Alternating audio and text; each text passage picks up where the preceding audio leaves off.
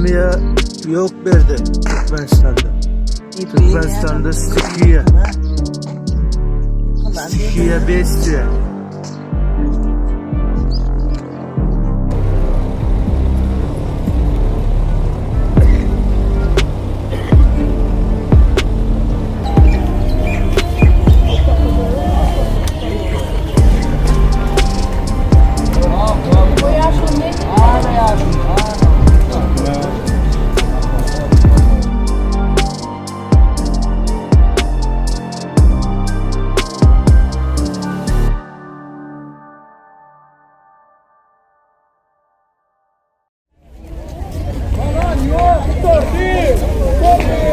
Продуктовый кризис в Туркменистане становится все острее.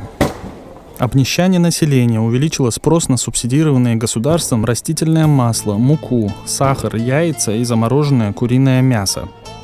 Власти спрос удовлетворить не могут, поэтому в мае в одном городе за другим вводятся продуктовые карточки, как голодные 90-е годы.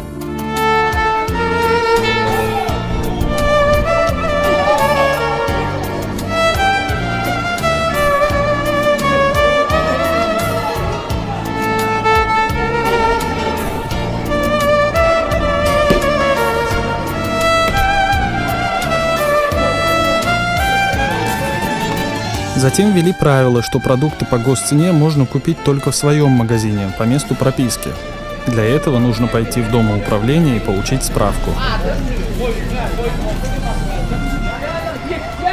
При этом продуктовый лимит весь год только снижается, а осенью доходит до 2 куриных окорочков на семью в месяц.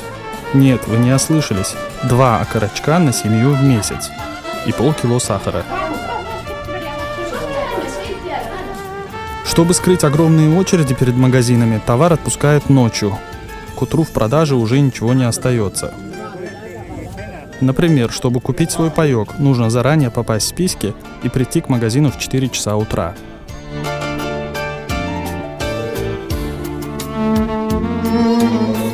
К любой покупке обязательно дают неликвид, например, крышки для закатывания банок, иначе бутылку масла по госцене вам не продадут.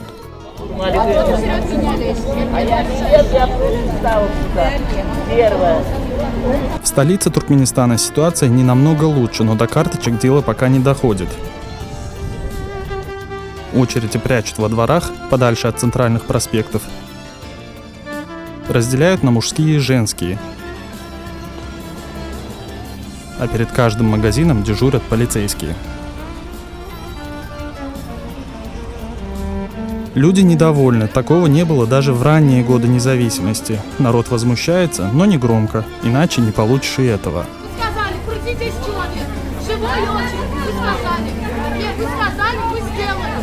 А мы не будем 10 человек, 1 человек, 10 человек. Я фотографировала 7 человек. Лишь перед праздниками по указанию самого президента базары через Министерство торговли насыщают недорогими заморскими фруктами, например, мандаринами и бананами. Banan yok diyen derdi de yok, hiç yerde yok banan. Yok banan, bolluk sordu, sayma gelmedi. Но товар быстро заканчивается, а цена участников вновь взлетает в разы. Каждый раз покупка того или иного продукта превращается в квест. На те скудные доходы, что имеют даже работающие граждане, в частных магазинах или на базаре многого не купишь, цены неподъемные и растут с каждым днем. Поэтому каждое утро люди снова становятся в очередь и снова продолжается борьба за выживание, в прямом смысле этого слова.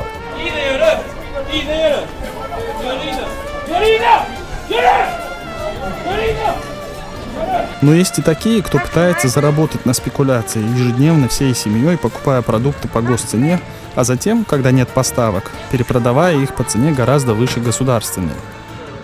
Это касается не только продуктов питания, но, например, и табака. На этих кадрах женщины в Ашхабаде просят прохожих купить им пачку сигарет. Летом в магазинах они стоили около 30 манатов, а уже осенью, когда поставки нарушились, подскочили до 250, то есть цена увеличилась практически в 10 раз.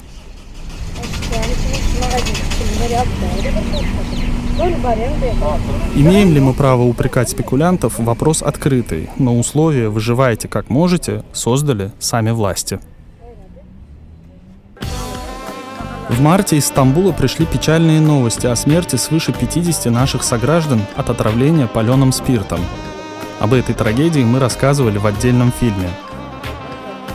Для властей любой страны подобные потери своих граждан стали бы национальной трагедией. Был бы объявлен траур, родственникам бы оказали всю посильную помощь. Так должно было быть и в нашей стране, ведь речь шла о людях, которые, работая на чужбине, кормили своих детей и родителей, не видя их порой годами. Но туркменские власти – это отдельная тема, иной мир, в котором на подобные мелочи реагировать по-человечески не принято. Режим Бердымухамедова открестился от умерших граждан Туркменистана. Их тела приняла турецкая земля.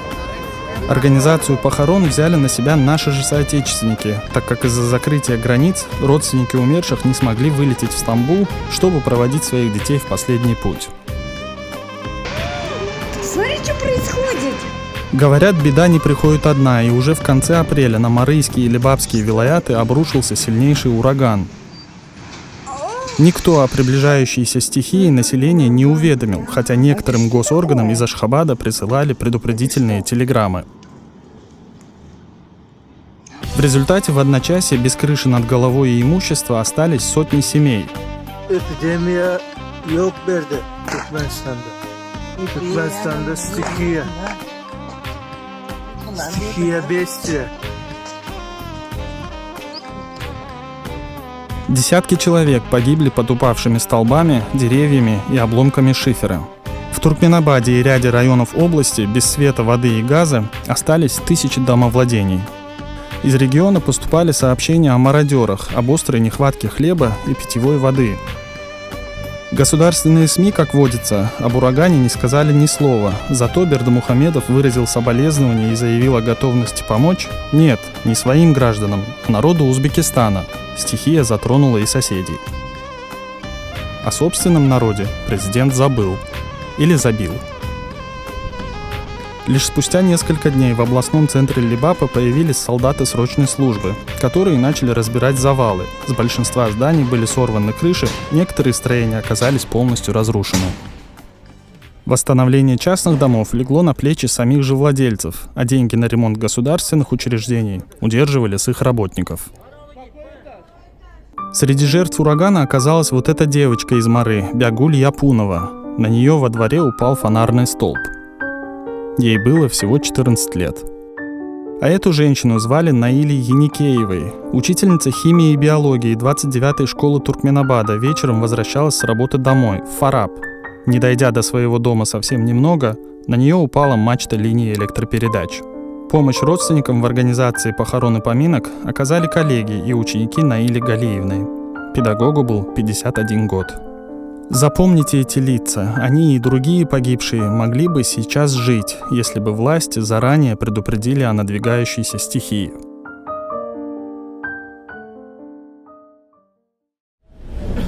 Примерно с мая в Туркменистане бушует коронавирус, хотя власти страны это напрочь отрицают. Проводятся массовые мероприятия, например, в честь Дня Победы. Продолжается преподавание в вузах, открыты базары, а в залах проводятся концерты.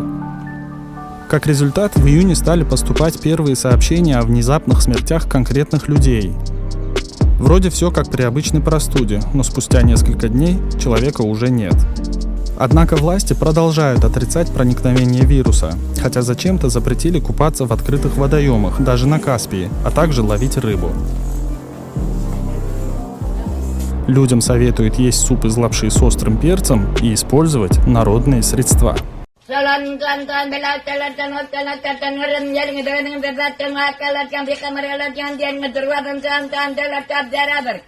июле в страну наконец-то прибывает делегация Всемирной организации здравоохранения, которую ожидали с весны. 10 дней жители Туркменистана гадают, найдут зарубежные специалисты коронавирус или нет. Но власти не зря несколько месяцев тянули с визитом иностранцев. За это время всех ковид-больных отправили домой, либо перевезли в другие медицинские учреждения, куда вести делегацию ВОЗ не предполагалось. Вот так вирусы спрятали, а иностранным докторам больше ничего не оставалось, как заявить, что Туркменистан остается единственной страной в европейском регионе ВОС, где не зарегистрировано ни одного случая заболевания, вызванного COVID-19. Туркмены же лишний раз убедились в том, что все в этом мире продается и покупается. Тем временем коронавирус не пожалел никого, ни простого сапожника из Мары Вачо Бутунца, ни советника президента по нефтегазовым вопросам Якшигельды Какаева.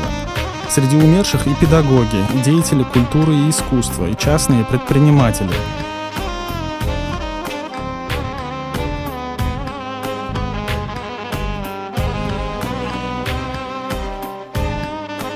Но из 40 с лишним человек, смерть которых мы смогли подтвердить достоверно, больше всего докторов, хирургов, инфекционистов, профессоров медицинского университета.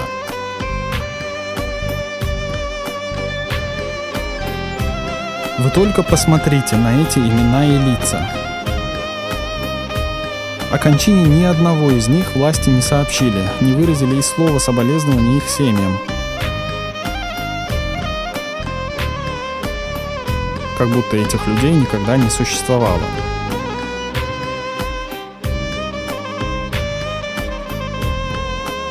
То же самое случилось и с Хакимом Фарабского Ятрапа. Сообщения о болезни Хасана Меткулиева поступали с начала июля. 14 числа мы позвонили ему на мобильный телефон. Алло. Салам алейкум. Салам алейкум. Хасан Жумакулович керекти. Men shu. Sağlıklarınız bolmy, hakim? Yaxshi. Neme var dediler, korona var dediler. Bamı çınmı şu, hakikat mı? Yok olmayan. Через 4 дня он скончался. Спустя 1,5 месяца на его место по-тихому назначили другого руководителя. О том, что же случилось с Хасаном Меткулиевым, умолчали. Будто и не было человека, прослужившего этой власти более 10 лет.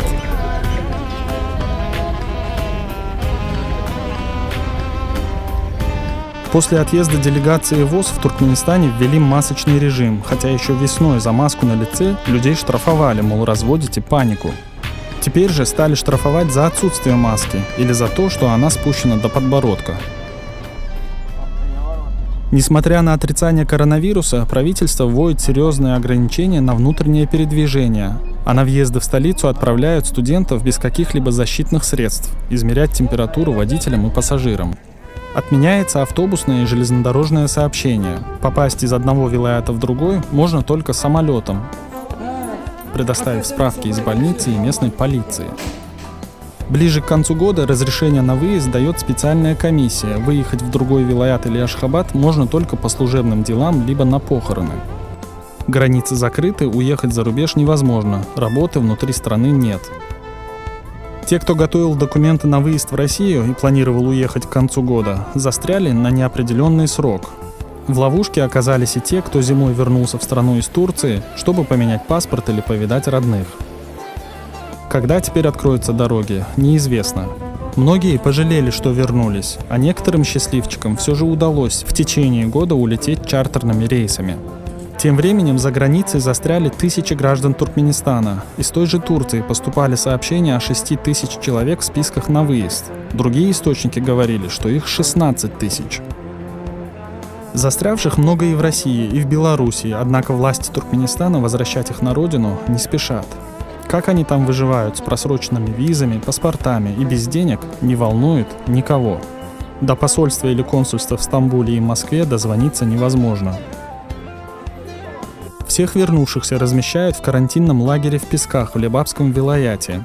Условий там нет никаких. В пустыне поставили армейские палатки, в них двухъярусные кровати.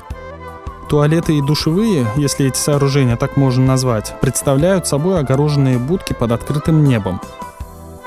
В ноябре в Туркменистане пришли аномальные холода, и заставлять людей жить в таких условиях кажется нам ненормальным, особенно учитывая, что по всей стране пустуют десятки отелей. При этом семью президента обслуживают по высшему разряду. 27 августа и 26 ноября, то есть в течение всего 3 месяцев, в Туркменистан из Германии дважды привозят немецких врачей. Доктора также везут с собой коробки со стерильным медицинским материалом. Оба раза за врачами власти нашей страны посылают правительственный VIP-самолет. Ради кого все это делается, догадаться несложно, уж точно не для простого народа. Простому народу остается умирать, так как выехать за границу даже на лечение – болонок. Осенью в Туркменистане закрыли все непродуктовые магазины и существенно ограничили работу базаров, основной источник дохода жителей вилаятов и этрапов. В таких жестких карантинных условиях никакой прямой помощи населению от правительства нет. Выживайте сами, как сможете. Несмотря на все риски для здоровья и жизни, людям надо на что-то жить. По сути, у населения лишь 2 выхода из ситуации: либо стоять в очередях и подхватить коронавирус, либо не выходить из дома и умирать от голода. В Туркменистане перед банкоматами уже не первый год одна и та же картина. Сотни людей стоят в очередях, чтобы снять свои собственные деньги. Как и с продуктами питания, для снятия наличных заранее нужно записаться в списки, получить талоны и даже предъявить свой паспорт, как доказательство того, что банковская карта действительно принадлежит вам. Банкоматы выдают то 400 манатов, то 500, то 800. Ни в одной другой стране мира такого беспорядка в экономике нет. В конце ноября, начале декабря черный курс доллара буквально за пару дней вырос на 20% и практически достиг отметки 30 манатов. Для полицейских и работников других правоохранительных органов обналичивание денег превращается в очередной бизнес. Они за свой процент снимают людям наличку в банкоматах, которые находятся в здании их управлений. Эти банкоматы, в отличие от общедоступных, пополняются деньгами каждый день. Закрытие границ, повальная нищета и фактический голод, отсутствие помощи от властей при стихийных бедствиях и замалчивание коронакризиса толкнули сотни наших граждан на акции протеста.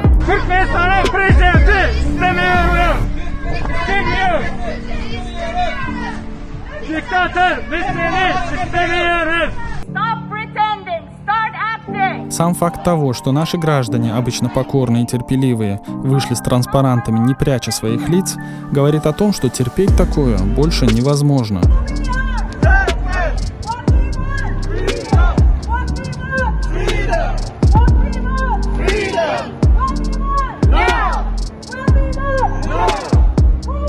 Это шаг отчаяния. За выход на улицы Стамбула или Вашингтона часто страдают их родственники в самом Туркменистане. Родителей заставляют отрекаться от своих детей, сестер, от своих братьев. Многие теряют работу, становятся изгоями в обществе. Выступающие за границей земляки требуют от своего правительства реальной заботы о населении, а от международных организаций обратить внимание на преступления режима в Туркменистане в отношении собственного народа. Но ни те, ни другие голоса отчаянных туркмен не слышат. Кажется, остается надеяться только на Аллаха.